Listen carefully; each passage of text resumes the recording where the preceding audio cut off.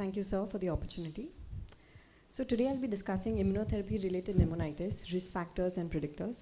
Although Dr. Preetham gave us a short synopsis in one of the slides, I'll just expand on it. So what we'll be covering today, we'll be covering the mechanisms of how these immunotherapies work, which are the FDA-approved immunotherapy agents, new targets in pipeline, the mechanism of immune checkpoint inhibitor-related pneumonitis, grades of pneumonitis, incidence and onset of duration, risk factors and predictors, and take home. So the mechanism of PD-1 and PD-L1 blockade is such that PD-1 is a protein on the T cells which inhibit and suppress the function of T lymphocytes, controlling its autoimmune response. PD-L1 is a ligand on the tumor cells, and PD-L1 and PD-1 bind together and they reduce the effectivity of T cells, causing tumor immune escape. How the ICIs work is by binding to the PD-1, inhibiting the PD-L1 and PD-1 to meet, reactivating the T cell function by blocking the signal that suppresses them. This causes the killing of the tumor cells. The mechanism of cytotoxic T cell antigen inhibitors is such that CTLA4 is a transmembrane protein on CD4 and CD8 T cells. Their primary role is to inhibit the T cell priming. How the ICIs work is by targeting these proteins, stopping them from suppressing the T cells and causing new T cell clones. While PD-1 blockade causes expansion and recruitment of the existing T cells, CTLA4 blockade causes new T cell clones. So why this is important is because one of the important trials has caused that CTLA4 inhibitors and PD-L1, PD-1 inhibitors can be synergistically used because they have different mechanisms to activate the T cells. So these are the next generation ICIs as of 2021 approved by FDA. We need to know these subgroups because they kind of affect the incidence of pneumonitis. CTLA4 has Implimab, PD-1 has Semipilab, Nevulamab and Pembrolizumab. PD-L1 has Avelumab, Durvalumab and Atezolizumab. In the pipeline, there are many new immunotherapy agents coming. As we can see that there are lots of new targets, lymphocyte activation gene, T-cell immunoglobulin, natural killer group protein, etc. So a lot of phase 1 and phase 2 trials are ongoing, and I assume that there's going to be a robust boost in immunotherapy agents. So why does ICI-induced pneumonitis occur? As the tumor cells require checkpoints, even normal cells rely on checkpoints, and their non-specific blockade can result in a variety of autoimmune toxicities, the term which we call as immune-related adverse events. Whereas CTLA4 inhibitors enhance T cell lymphocyte and antigen presenting cell interaction, PD-1 and PD-L1 inhibitors enhance T lymphocyte and tumor cell interaction. In general, CTLA4 inhibitors cause much more non-specific activation of T cells, causing overall more toxicities compared to PD-1 and PD-L1 inhibitors. But interestingly, the rates of pneumonitis, incidence of pneumonitis is more with PD-1 and PD-L1 inhibitors. The mechanism of immune checkpoint inhibitors, there are various hypotheses such as hypersensitivity and related immunological reactions, increased level of inflammatory cytokines, upregulation of pre-existing autoantibodies. So this kind of underscores that we need to check for each patient whether they are having any underlying autoimmune disease as well. Also, the theory suggests that on-target pharmacology, such as toxicity related to action on the intended receptor, certain anti-CTLA4 antibodies can cause hypophysitis, that is inflammation of the pituitary gland. And off-target pharmacology, that is activated T cells attack cross-antigens shared between tumors and normal lung tissue. This is important because this is also one of the reasons why pneumonitis occurs in lung cancer, more in lung cancer than other cancers. And also biological activation of the drug by liver to form toxic metabolites. The grading of immunotherapy-related pneumonitis grades from 1 being asymptomatic to grade 4 being severely symptomatic. Usually with 1 we discontinue the drug, grade 3 and above we permanently stop the drug.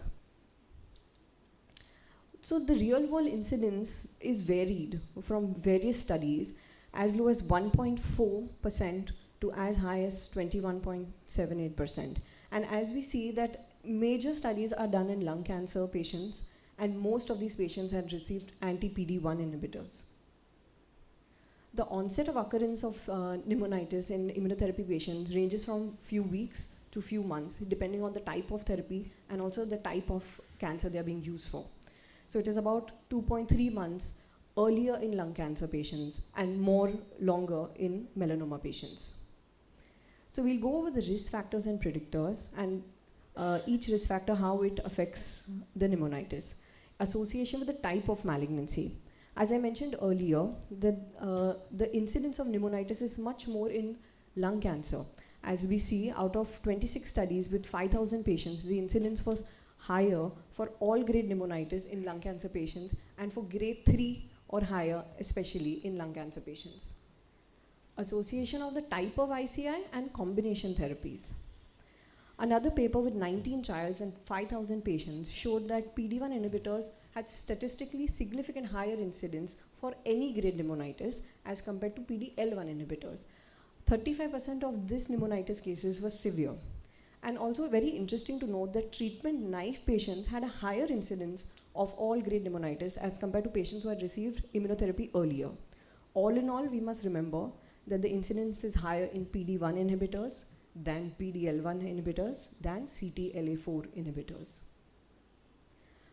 The Checkmate trial, which had nivolumab and ipilimumab in lung cancer, showed that the pulmonary side effects were higher in the dual group. Out of that, the grade 3 and 4 were also higher as compared to when nivolumab was given alone. So this underscores that patients receiving concomitant or two immunotherapy agents are likely to develop pneumonitis than in individual agent.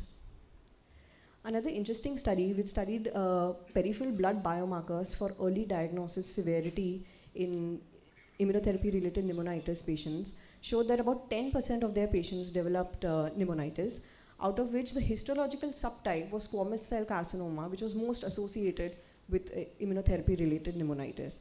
And also, patients who were previously radiated had a higher frequency of pneumonitis.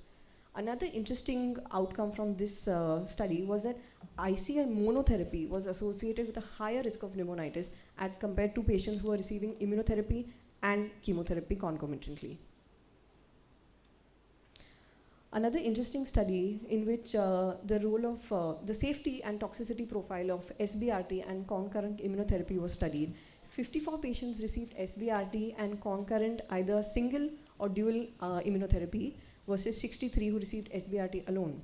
The risk of grade 3 pneumonitis was higher in the SBRT and immunotherapy group. And risk of any grade pneumonitis appeared higher in SBRT and either dual or monotherapy with immunotherapy. All in all, even if patients are receiving SBRT, we must keep a very close clinical watch. Association with pre-existing lung and autoimmune diseases and smoking. A trial of 10 studies, a systemic review of 10 studies with 179 patients showed that immunotherapy was not inferior in patients with pre-existing ILD, and overall response rate was higher in these ILD patients. However, the incidence of pneumonitis was more in those with ILD, and even the incidence of more than grade 3 pneumonitis was higher in patients with pre-existing ILD. Here again, where pre-existing ILD and the risk of pneumonitis was assessed, the median onset was much lesser, 1.3 months, to develop immunotherapy-induced pneumonitis versus patients who did not have pre-existing ILD.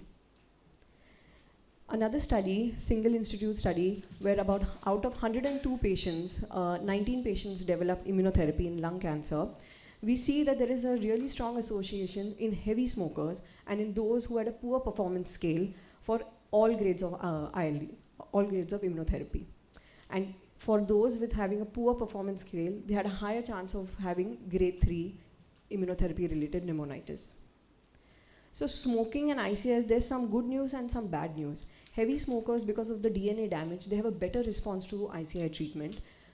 Heavy smokers are also with the same virtue at having an increased risk of immunotherapy-related pneumonitis. Greater incidence of pneumonitis in immunotherapy is also noted in asthma and COPD patients. This was noted in the keynote trial with pembrolizumab. We shouldn't forget that greater incidence of pneumonitis is also seen in pre-existing autoantibodies, autoimmune diseases. These may appear as atypical radiological presentations on CT, and hence we must keep an open eye and low threshold for testing antibodies in suspected cases. Risk factors and predictors in association with blood indices.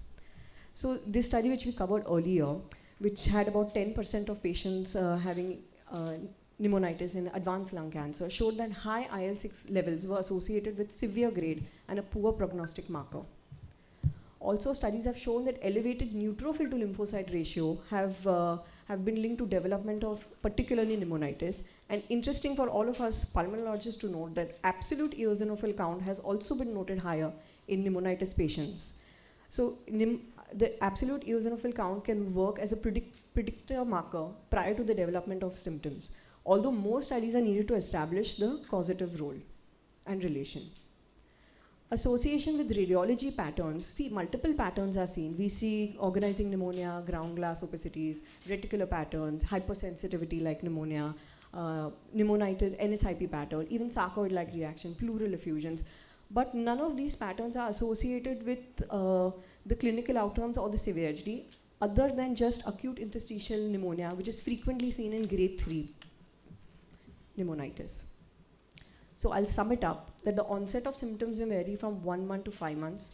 Pneumonitis occurs more commonly in lung cancer patients, especially the squamous histological subtype, more with PD-1 inhibitors than CTLA-4 inhibitors, also more with concomitant or dual use of immunotherapy in previously radiated individuals, including those who have received SBRT.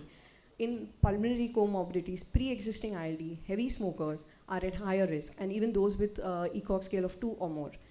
Increased incidence is also noted in patients with obstructive airway disease. There are biomarkers like IL-6, neutrophil to lymphocyte ratio, and absolute eosinophil count, which in the future may help us determine in predicting and help in determine the severity. All in all, we need to check all the patients before they receive immunotherapy and sequentially monitor them during the therapy by clinical assessment, pulmonary function test, and radiology in tandem with the oncologist. Thank you. Thanks a lot. Thanks, Ria.